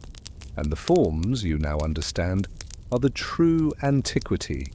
Older than granite, lighter than papyrus, immortal as the need to count what we cannot keep. You dip your pen, write item 1, and listen to the fountain count time in the only language it has ever spoken. Drip, drip, drip. You remain in Cairo for 8 more years, and the registers multiply like date stones spit onto dry ground. Each season brings new artifacts wrested from temples, tombs, mud brick mounds that collapse at the touch of a spade. You catalogue them with the methodical tenderness of a man inventorying his own disappearance. Shabti, scarab, bead, bead, bead. You develop a reputation for accuracy. Visiting scholars praise your ledgers in footnotes no one reads. You learn to pack fragile items in cotton soaked in Nile water. The minerals, you claim, provide protective salts. You learn to bribe dock workers with Lebanese coffee, to distract customs officers with anecdotes about the weight of obelisks versus their wives. You learn that every object has 2 weights, the one measured by scales and the one measured by desire. You record both, never commenting on the discrepancy. In 1809, you receive a letter from London. The Society of Antiquaries invites you to submit a memoir describing the stone's discovery and transport. You draft a response, then hesitate. You realize you have become the keeper not of the stone, but of its paperwork. Shipping orders, repair bills, insurance protests, the bottled dust. The stone itself is now a celebrity, displayed under skylight, sketched in magazines, debated in salons. You are its forgotten secretary, the man who knew its weight but never its tongue. You decide to write the memoir anyway, not for fame, but for evidence that the bureaucratic layer exists, that history has a sub-basement where carbon copies moulder. You title the memoir Account of the Transfer of the Rosetta Stone from Fort Julian to London, 1799-1802. You fill 70 pages, double-spaced, margins generous. You include every measurement, every requisition number, every initial you ever carved or signed. You exclude emotion, speculation, and the dream you had of the stone wearing a British admiral's hat. You send the manuscript, pay for postage out of your own pocket, and feel the lightening that follows the mailing of a burden one has shouldered too long. The memoir is never published. Years later, you learn it was filed under supplementary, then misplaced during a reorganization. You imagine it sitting in a box labeled Misk Egg, beside other accounts that were too accurate to be interesting. You do not mind. You have come to understand that publication is merely another form of customs declaration, and you have already paid the duty. You continue to catalogue bead, bead, bead. You develop arthritis in the thumb that holds the quill. You adapt by writing smaller, squeezing more information between ruled lines. You calculate that you have copied approximately 1.3 million individual characters since Alexandria. You wonder how many more until the record is complete. You suspect the answer is the same as the number of grains in a desert, or drops in a river, or errors in a bureaucrat's life. One more than you can finish before you die. In 1815, the British prepare to evacuate Egypt. You are offered repatriation to England, a pension, a small house in Kent, where antiquarians might visit for tea. You decline. You have grown fond of the Cairo dust, the way it coats everything with the same impartial grey, turning marble and mud brick into siblings. You accept instead a post with the Egyptian government, still nominally Ottoman, effectively European, tasked with cataloguing the possessions of mosques, monasteries and guilds. The work is identical to what you did for the British, only the letterhead changes. Tughra instead of crown, Arabic numerals instead of Roman, ink that smells of Latakia rather than India rubber. You discover that empires are stationary. They merely swap logos. You continue to file, bead, bead, bead. You begin to dream in columns, wake with ledger lines imprinted on the inside of your eyelids. You consider this a form of immortality. When your eyes close for good, the lines will remain, copying darkness onto darkness. One autumn evening, you walk to the Nile embankment carrying a small bundle, your Alexandria notebooks, the duplicate shipping registers, the bottled dust long since spilled. You stand where you once watched papyrus drift, and you begin to tear the papers into strips, releasing them to the current like white eels. They swirl, catch on invisible eddies, disappear. You feel neither triumph nor loss, only the mild surprise of discovering that the river is larger than the story you fed it. You retain one sheet, the first description you ever wrote, item 417 bis, engraved Stela. You fold it into a paper boat, add a morsel of wax for ballast, and launch it. It sails 10 meters, capsizes, sinks. You watch the ink loosen, bloom, vanish. You turn away, return to your room, sharpen your quill, and begin a new register. Items discarded. 1816. You leave the first line blank, a quiet admission that everything begins with absence. Years compress. You grow stooped. Your handwriting shrinks to a whisper. You catalogue the inventory of your own belongings. 1 bed, 3 shirts, 2 pairs of spectacles, 1 ink pot, 1 quill, 1 thimble for mending, 1 souvenir scarab, cracked, 1 memory of a stone you never read. You assign each item a number, a weight, a condition. You realize you are preparing your own customs declaration for the journey no courier will undertake. You smile at the symmetry. Having spent a lifetime declaring the possessions of empires, you now declare the empire of your possessions. You close the ledger, tie it with string, label it final entry, and place it beside the others that no one will read. You walk to the courtyard fountain, sit, and listen to the drip that has not changed since the day you arrived. You feel the years pool around your feet like spilled ink, drying in sunlight. You die on a Thursday, quietly, seated upright, pen balanced on your knee, as if you have merely paused to choose the next word. The ledger lies open to a blank page. The undertaker finds you, copies your name onto a death certificate, files it in a register that will itself be copied, recopied, digitized, uploaded, forgotten. Your belongings are dispersed. The scarab to a nephew who throws it away, the spectacles to a servant who sells them, the ledgers to a government archive where they wait for a historian who will never arrive. The fountain continues to drip, counting time in the only currency that never devalues, repetition. You are buried in the Armenian cemetery because the Greek section is full. The stone is absent from your funeral, yet present in every drop of water that strikes stone, every pen that touches paper, every customs officer who stamps a form and feels, for a moment, the weight of something he cannot name. The story continues, copied faithfully, dripped slowly, carried forward on the invisible ledger that balances loss against remembrance, absence against the quiet. Boring certainty that every object, every life, every empire is eventually declared, weighed, and released into the current that carries everything toward the same unwritten total. You are not aware of dying, only of the pen slipping from your hand and the ledger remaining open, a mouth that has forgotten how to close. What follows is not darkness, but the slow brightening of a customs hall whose ceiling is infinite skylight and whose floor is the ripple of every river that has ever borne away ink. You find yourself standing at a counter labeled Final Declaration. Behind it sits a figure whose face is your own, only younger, wearing the spectacles you lost in 1803. He asks the only question that matters. Anything to declare? You reach into pockets that no longer exist and produce the memory of the stone.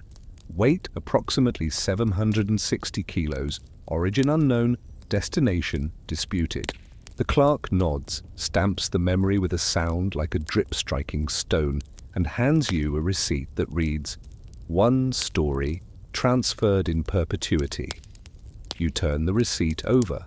It is blank, except for a single cartouche, Ptolemy's oval, drawn in purple ink that fades even as you watch. You walk through the hall, past queues of travelers clutching their own intangible cargo, a bead, a scarab, a biscuit tin, a temperature log, a cartouche scrap, a limestone flake. Each approaches the counter, declares, receives a receipt, moves on. No one speaks. The only sound is the soft percussion of stamps and the distant drip that is both fountain and Nile, and the leak in every ceiling of every archive that has ever housed a form. You realize you are witnessing the administrative processing of history itself. The moment when the tangible is converted into the transferable into the forgettable into the immortal. You feel neither joy nor sorrow, only the mild curiosity of a man who has spent his life inventorying thresholds and now finds Himself crossing the final one. You reach the far end of the hall where a doorway opens onto a landscape that is simultaneously the Cairo embankment, the Alexandrian courtyard, the London Museum, the village cemetery. You step through and discover the stone waiting, not as granite, but as a template of absence, a hole shaped exactly like itself. You understand that this is the true artifact, the negative space around which every copy, every measurement, every form has arranged itself. You sit beside it, take out your pen, now restored to insubstantial perfection, and begin to copy the whole. You trace its contours onto paper that is also absence. The lines appear as gaps in the air, visible only by the way they redirect the light. You write beneath them, Item 1, the space where 760 kilos used to be. You sign your name, date it, add the stamp, scene. The paper flutters, folds itself into a boat, and sails away across the landscape that is also the surface of the stone seen from inside. You watch it disappear, feeling the familiar satisfaction of a clerk who has balanced a ledger that no one will ever audit. You turn, though turning is only a metaphor, and find the hall has vanished, replaced by an archive whose shelves stretch beyond sight. Each shelf holds a single bottle filled with grey powder. You recognize the dust of every object you ever catalogued: shabti, scarab, bead, biscuit, temperature log, heron date, signature, crack, invoice, receipt. You walk the aisles until you locate the bottle labeled 417 bis, engraved stella, black granite. You uncork it, pour the dust onto your palm, and feel the familiar weight, 700 weight, compressed into 3 ounces of memory. You blow gently. The dust rises, forms a miniature cloud that reshapes itself into the outline of the stone, complete with crack, cartouche, chipped corner. The cloud holds for a moment, then disperses into letters that rearrange themselves into the Greek text you never learned to read. The letters in turn dissolve into demotic birds, then into hieroglyphic reeds, then into the simple drip of a fountain that is also the tick of a quill, the click of a stamp, the heartbeat of a scribe who has become the echo of his own echo. You understand now that the story is not a line but a circle, and you are not walking its circumference but residing at its center, where every radius is simultaneously radius and chord. You feel the slow centrifugal force that will eventually fling you outward, but for the moment you remain suspended, holding the receipt that is also the receipt for the receipt, the copy that is the original of the copy. You look at your hands and see they are transparent, filled with the same grey dust that composes the cloud, the shelves, the archive itself. You realize you have become the inventory you spent your life compiling, not the objects, but the space between them, the margin, the lacuna, the carrette that signals something missing yet anticipated.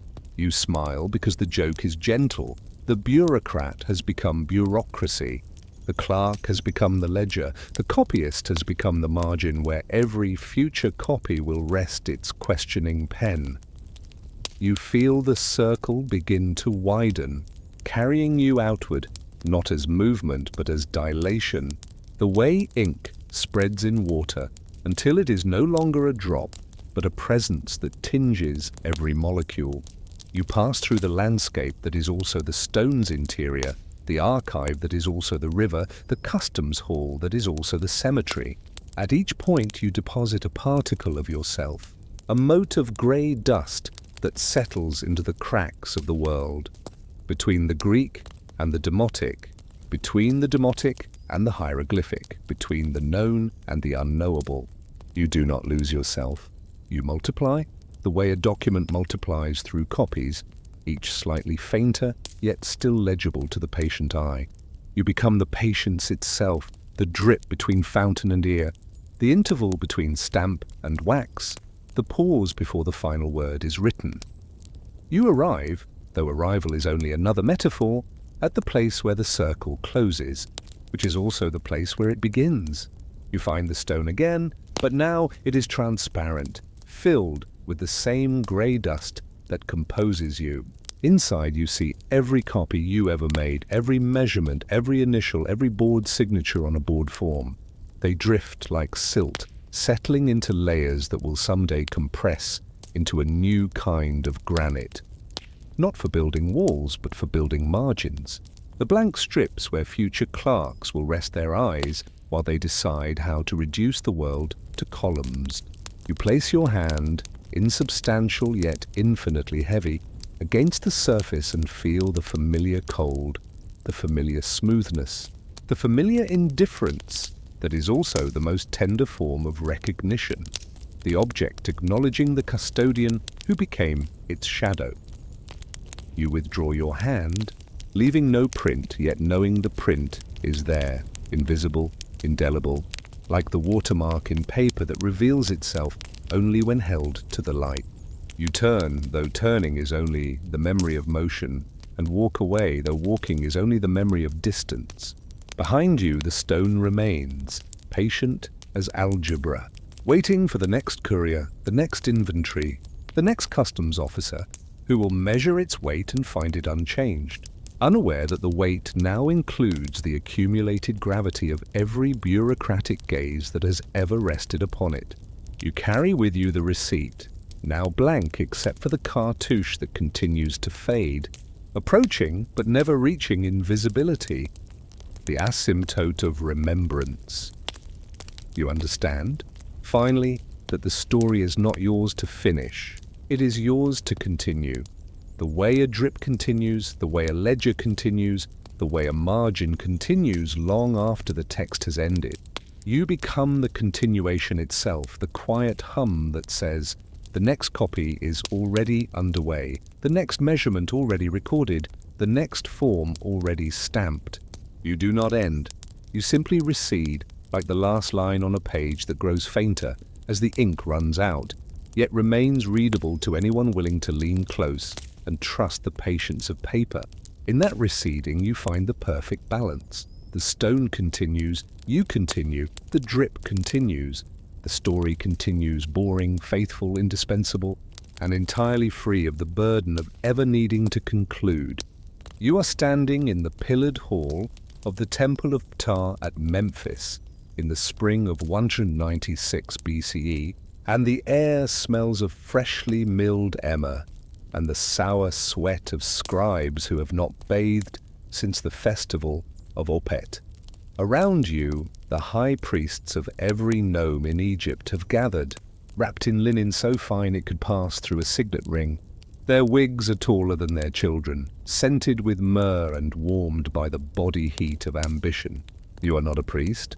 You are Horwedia, son of Petosiris, a 30-year-old lector priest who can read hieroglyphs without stuttering, write demotic without lifting the reed, and speak Greek with only a slight throat catch that passes for erudition among barbarians. Your task today is to translate the king's decree into 3 languages so that the world may know the magnanimity of Pharaoh and the generosity of the temple. You suspect the world will not read it, but you have learned that magnificence is measured by the number of copies, not by the number of readers. The decree itself has been argued over for weeks. The king, Ptolemy Epiphanes Eucharistos, has granted remission of taxes, restoration of privileges, and a new shipment of copper for temple doors. In return, he expects the priests to proclaim him beloved of Ra, Ptah, and the whole inconvenient pantheon.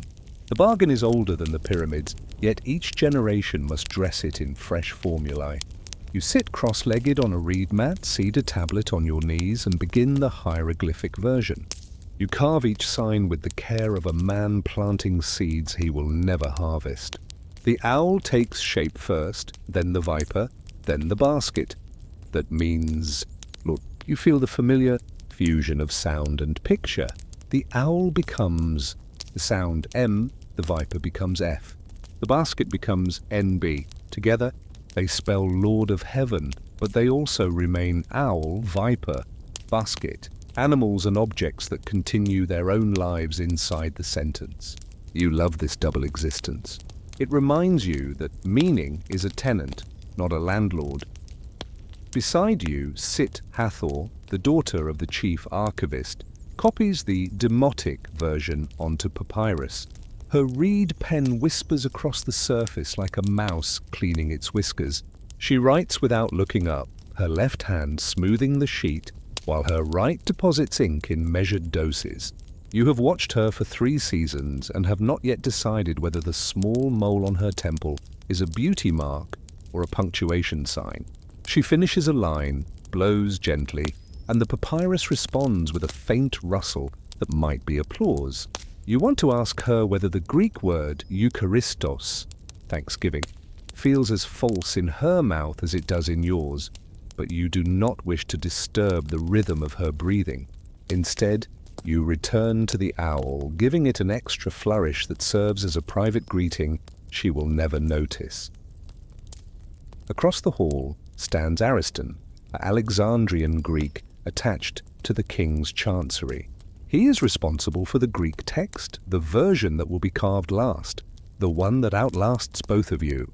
He dictates to a slave who writes on wax. Every mistake is smoothed away with the warm flat of a spatula. Ariston speaks quickly as if speed equals authority. You dislike him for his beard too neatly barbered, and for his habit of quoting Homer when a simple phrase would suffice. Yet you need him because the king trusts Greek more than he trusts Egypt, and you need the king's trust more than you need your pride. You listen to Ariston declaim, King Ptolemy, manifest god, benefactor. The words taste of mint and metal. You carve them into your tablet, translating not sense, but aura. The hieroglyph for God receives an extra feather. The demotic king acquires a flourish that suggests radiance. You are not supposed to ornament. You ornament anyway, because beauty is a form of fidelity, too subtle for auditors to invoice. Noon arrives, measured by the shadow of a column that has served as a gnomon for 2 millennia. A priest distributes bread, onions and beer, thickened with date syrup. You eat without tasting. Your mouth is full of language. Sit Hathor breaks off a piece of bread, rolls it into a pellet, and places it on your tablet beside the owl. The gesture is so small no one notices, yet it loosens something inside your chest. You want to tell her that the bread resembles the hieroglyph for taste, which is also the word for life, but you fear the explanation will sound like a proposition. Instead, you nod, chew, and return to work. The bread pellet remains. Eventually, a fly lands on it, becomes entangled in the sticky date syrup, and dies. You record the fly's position in the margin, a tiny corpse marking the intersection of hunger and syntax. Afternoon brings the first crisis. Ariston discovers that the Greek text is 3 lines longer than the hieroglyphic, and the stone, already quarried, cannot accommodate the excess. A heated discussion ensues. Should the Greek be shortened, the hieroglyphs expanded, the demotic squeezed? You suggest carving the Greek on the reverse, but the priests reject the impiety of turning the king's back to the god. You propose abbreviating the royal titulary, but Ariston objects that barbarians, by which he means Romans, should they ever arrive, will mistake brevity for modesty. Finally, Sit Hathor offers a solution. Write the demotic in smaller script, allowing 2 extra lines of Greek to fit along the base. The compromise is accepted. You feel a flicker of admiration for her economy, both spatial and diplomatic. You carve a note in your tablet. Victory to the quiet hand. The fly's corpse remains unchanged. The sun slants through the clerestory, painting rectangles on the floor that move like rafts across an inland sea. You reach the section listing temple revenues. So many copper deben for Ptah, so many grain sacks for Apis, so many linen cubits for Hathor. You translate the numbers, but you also translate the silences, the farmers who will still pay, the scribes who will still collect, the god who will still eat, regardless of what is carved. You wonder whether the king's generosity is a relief or a reinforcement, whether remission is simply another word for recognition. You have seen enough decrees to know that they change the world only in the way a mirror changes a face. It flatters, it reverses, it leaves the essential untouched. Yet you carve because carving is what you do, the way a farmer plants or a weaver knots. The owl reappears, this time with a feather slightly raised, your signature inside the signature. Evening approaches. The priests begin the ritual of closing the god's house. You sand your tablet, roll Sit Hathor's papyrus, watch Ariston smooth his wax, smooth again, smooth enough to reflect the lamplight like a minor moon. You realize that none of you will see the final stone. It will be carved by masons who work from your copies, men whose names you will never know, whose chisels will slip, and whose mistakes will become canonical. You accept this distance the way a farmer accepts weather. It is not yours to command, only to endure. You pack your tools, reed pen, palette, copper blade, lump of ochre for corrections. You leave the bread pellet and the fly. They have become part of the text, a commentary no future reader will decipher. You walk out into the cooling air, hear the temple doors thud shut behind you, and feel the first tug of the question that will follow you the rest of your life. Once the words are fixed in stone, what becomes of the hands that fixed them? You sleep in a small cell whose walls are painted with stars that have faded to the color of old linen. You dream of the owl, but in the dream it has grown to human size, and its eyes are the exact shape of Sit Hathor's mole. It speaks in Ariston's voice, manifest god, benefactor. You try to answer in hieroglyphs, but your mouth fills with bread pellets that expand until you wake, choking and laughing simultaneously. You rise before dawn, wash in cold water that tastes of earth, and return to the hall. The decree awaits its final revision. The priests await their breakfast. The king awaits his immortality. You await nothing in particular, yet everything in general. The next line, the next mistake, the next small rebellion that takes the form of an extra feather on an owl's wing. You sit, open your tablet, and begin again. The fly is gone. The bread pellet is gone. The owl remains, patient as algebra, waiting for you to decide whether accuracy and beauty are allies or enemies.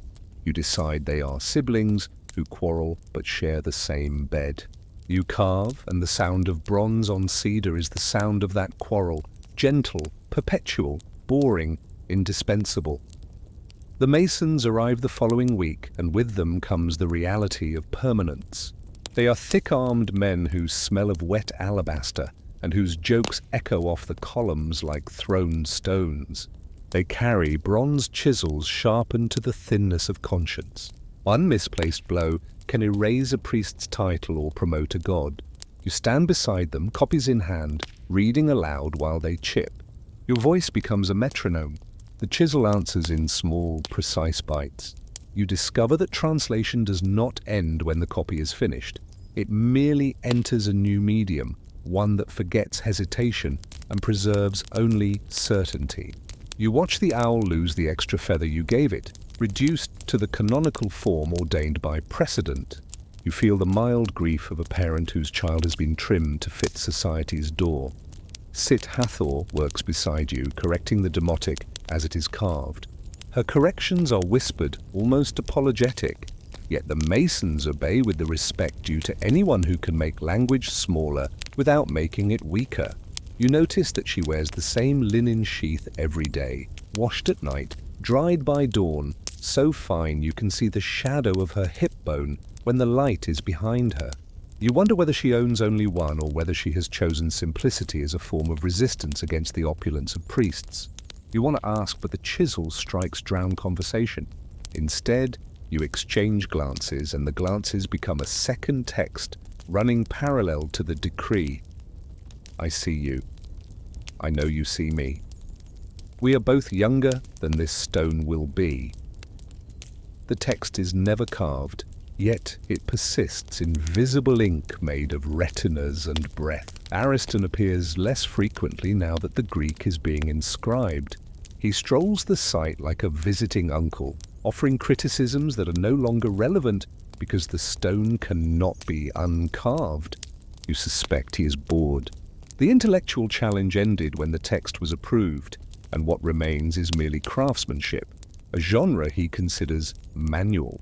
You feel a flicker of contempt, then pity.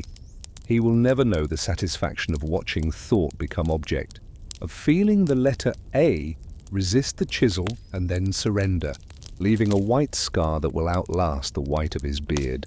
You return to reading aloud, your voice steady, your mind wandering through the corridors of what cannot be said. The farmer's hunger, the king's debt, the priest's secret belief that gods do not read decrees. You carve these silences into the pauses between words, trusting that the stone will preserve them as faithfully as it preserves the words themselves. Midway through the hieroglyphic section, a mason slips. The chisel skitters, gouging a shallow line across the breast of the owl. The room falls silent. Even the fly that has replaced the first fly stops rubbing its legs. You feel the collective intake of breath, the small terror that accompanies any irreversible act. The master mason turns to you, eyes wide, waiting for judgment. You look at the scar, see that it resembles a lightning bolt, and decide that accidents are also a form of translation, the gods correcting human symmetry. You nod slowly, and the room exhales. Work resumes. The owl now carries a mark that will puzzle scholars 2 millennia hence, who will debate whether the gouge is a ritual symbol, a mason's signature, or a cosmic typo. You alone will know it is simply the place where impatience met limestone, and you will take the secret to your grave. Which is another way of saying you will take it to the margin where all secrets eventually rest. The king arrives for a ceremonial inspection, surrounded by bodyguards whose bronze shields reflect the lamplight like mobile mirrors. He wears the double crown of Upper and Lower Egypt, though you know it is made of gilded leather, not electrum. He runs his finger along the Greek text, nods, and pronounces it sufficient. He does not read the hieroglyphs. He does not need to. Power, you realize, is the privilege of being satisfied with surfaces. As he turns away, his cloak brushes against Sit Hathor's shoulder. She flinches, then steadies. You see the king notice her, see him file her away for future consideration, see her realize she has been filed. You feel the decree grow heavier. It is no longer merely words, but a net that will gather taxes, bodies, futures. You want to apologize to her, but apology is not in the text. Instead, you carve an extra read sign into the margin of your tablet, a private glyph that means endure. She will never see it, yet she will feel it. The way one feels a prayer whispered in a language one does not believe. Summer deepens, the stone grows. You measure progress by the diminishing pile of chippings at the mason's feet. Each evening you gather a handful, sift them through your fingers, feel the grit that was once owl, viper, basket.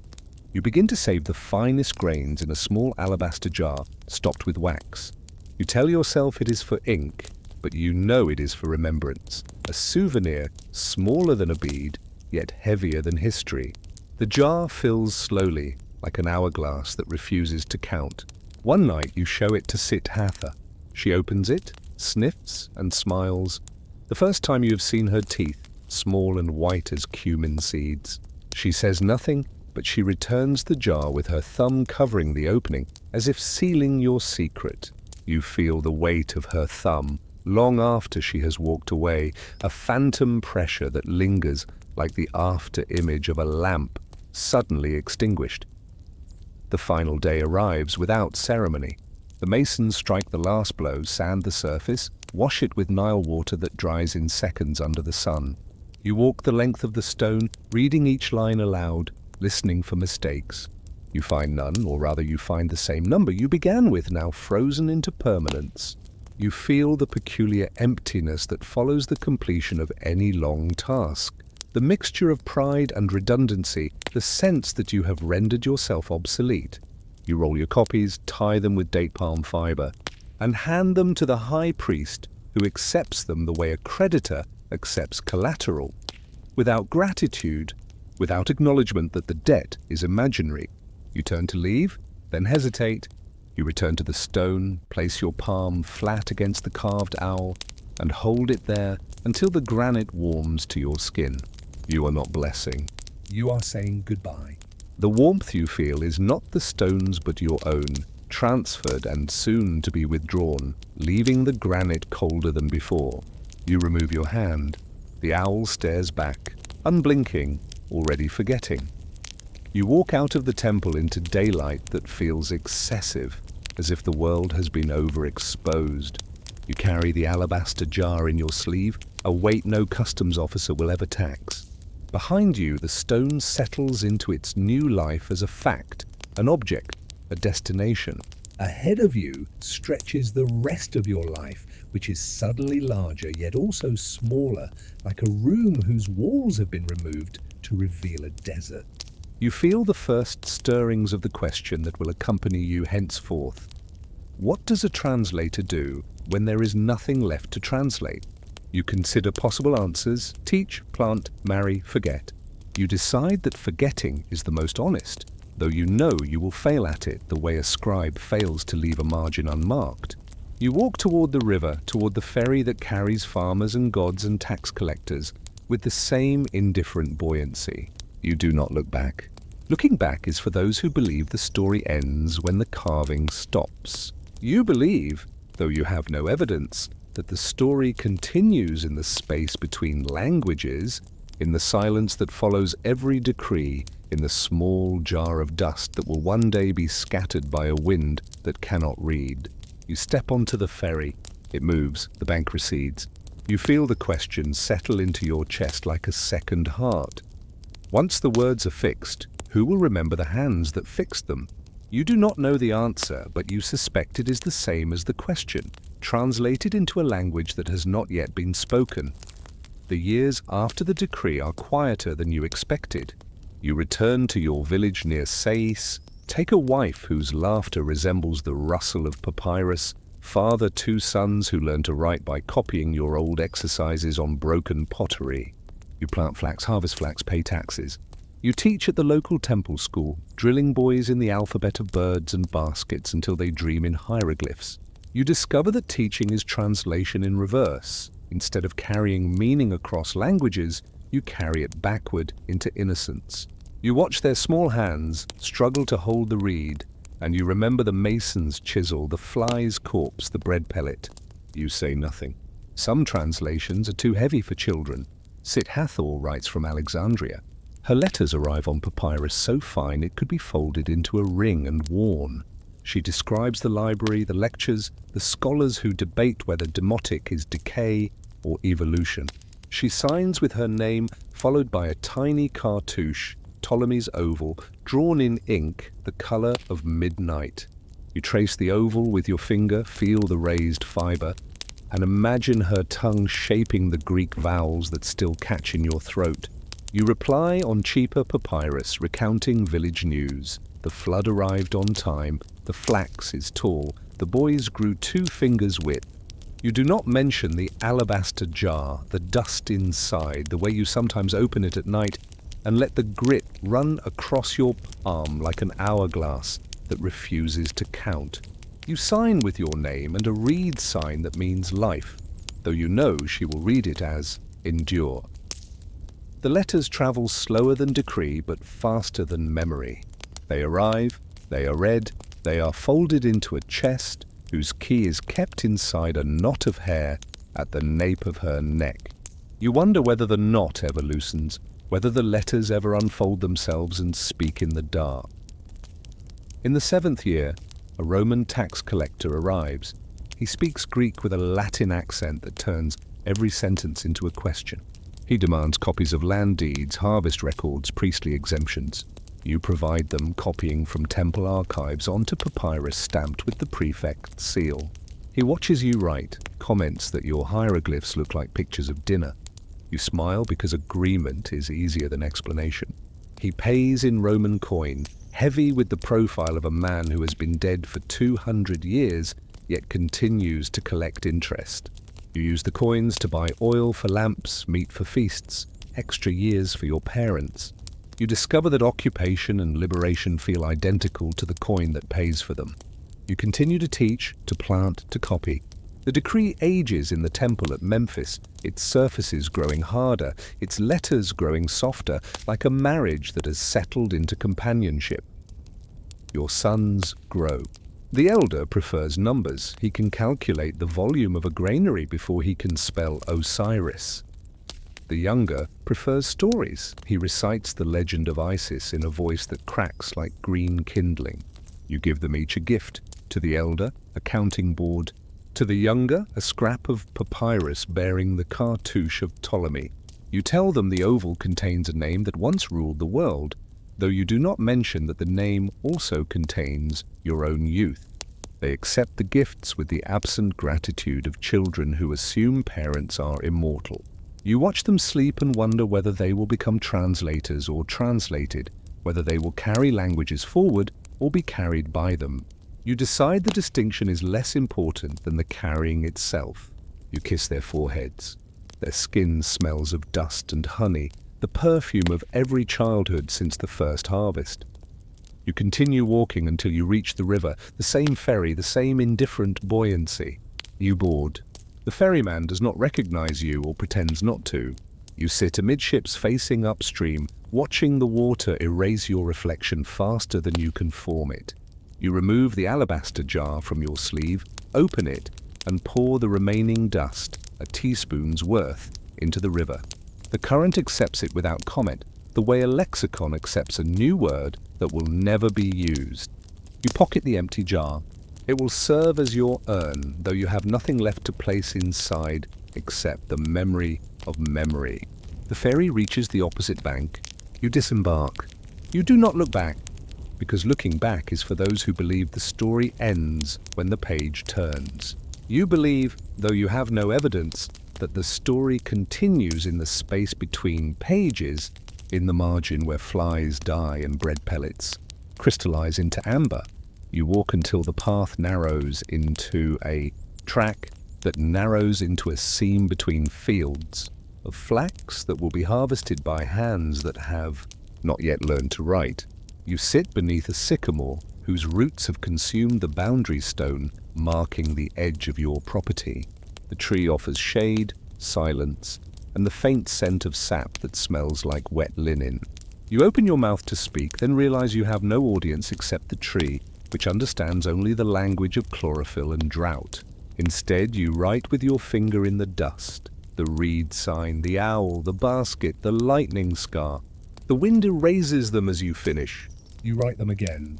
The cycle repeats until the sun sinks and the shadow of the sycamore stretches across the field like a long sentence that refuses to punctuate itself.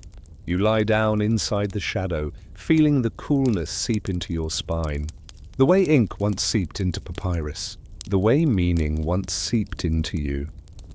You dream, not asleep, but awake, of the Alexandria courtyard, fountain dripping, stone present.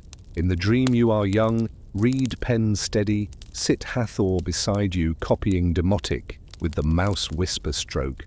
The owl blinks, the snake uncoils. The basket fills with grain that multiplies until it spills across the marble, feeding the fly that is not a fly, but the soul of every scribe who ever copied a text he could not read. You reach to touch the stone. Your hand passes through it, encountering only the memory of cold. You understand that you have become the margin, the space between languages, the pause between drip and echo. You feel no regret. Margins are where life continues after the text has ended. You settle into the margin, feeling it widen until it encompasses the field. The tree, the river, the delta, the sea, the sky that is also the ceiling of the customs hall where forms are stamped into perpetuity. Night arrives without stars. The cloud cover is a scroll that has been rolled too tight and cracks along its seams, releasing a fine grey dust that settles on your face like a veil. You recognize the dust. It is the chippings from Memphis, the grains you saved, the grains you scattered, now returned as weather. You open your mouth. The dust enters, tasting of ink and granite and the faint sweetness of bread left too long in the sun. You swallow. The dust becomes words inside you, words that will never be spoken because the tongue that would speak them is itself returning to dust. You feel the words arrange themselves into a final sentence, not in Greek or demotic or hieroglyph, but in the language that precedes all languages, the one that says, continue. You exhale. The sentence leaves you, enters the tree, enters the field, enters the flax that will be harvested and spun, and woven into linen that will wrap a body that will be placed in a tomb that will be inscribed, with a text that will be copied by a scribe who will not understand it, yet will understand that understanding is not the point. Continuation is you close your eyes, not to die, but to see the darkness that is also the inside of the stone, the place where every copied word returns to its original silence. In that darkness you find the fly, the bread pellet, the lightning scar, the mole on Sit-Hathor's temple, the key you swallowed, the letters you never sent, the dust you scattered, the margin you became. They are not memories, but companions, fellow travelers, who have agreed to accompany you to the place where traveling ends. You feel them settle, light as dust, heavy as 700 weight, boring as the drip of a fountain that has never ceased, indispensable as the space between words that allows them to be words. You understand that you have reached the final translation, from weight to weight, from copy to continuum, from Horwedia to the anonymous hand that will one day place its palm against the owl and feel the chill enter the wrist like a physician taking the pulse of history itself. You do not end. You simply cease to be foreground and become background, the way a figure in a relief becomes negative space once the surrounding stone is chipped away. You feel the relief of returning to stone, not as inscription but as possibility, the blank face waiting for the next chisel, the next hand, the next question that will never be answered yet will never be silenced. You become the question, the pause, the margin, the drip, the dust, the receipt for the receipt, the cartouche that fades toward invisibility yet never quite arrives. You continue, not as person but as process. The way granite continues, the way language continues, The way boredom continues, gentle, faithful, indispensable, and entirely free of the burden of ever needing to conclude. And in that continuation, boring, administrative, immortal, you rest, not as Hall Wedger, but as the hand that once copied the owl, and in copying became the owl, the viper, the basket, the Lord of Heaven, who is also the Lord of Earth, who is also the Lord of the space between languages where every translator waits, pen poised, for the next word that will never quite arrive, yet will never quite leave.